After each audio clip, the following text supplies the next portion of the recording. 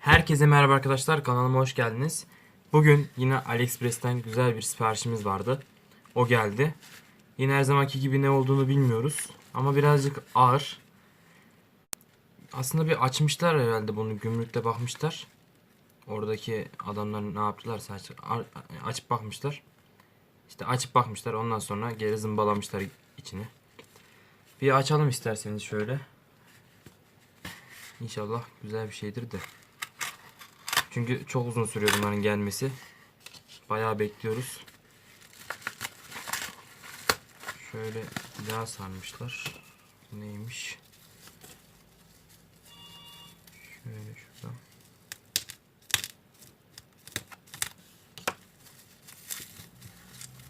Ha, röleler gelmiş. Arkadaşlar bunlar 12 voltluk röleler.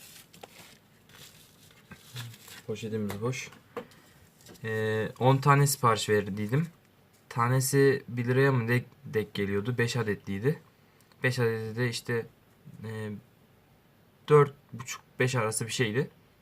Hoşuma gitti. Çok da kullanıyorum yani. Bunlar sayesinde düşük güçle yüksek voltajları falan kontrol edebiliyoruz. Hani aç kapama işlerinde falan. Elektronikte de bayağı kullanılıyor. Elektrikte de kullanılıyor çoğunlukla.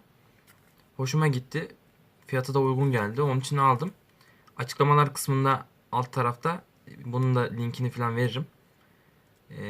Bir bakarsınız siz de isterseniz. Bu şekilde 3, 6, 9, 10 tane var. Eksiksiz. Şu bacaklarına baktığımız zaman normal boyutlardakine göre biraz daha küçük aslında bunlar. Yani bu boyutlarda çok göremiyorum ben buralarda. Ama yurt dışındaki siparişlerimde genellikle böyle küçük geliyor. Bir de mavi renkli oluyor bunlar. Şu şekilde üzerlerinde zaten yazıyor kaç voltluk olduğunu filan.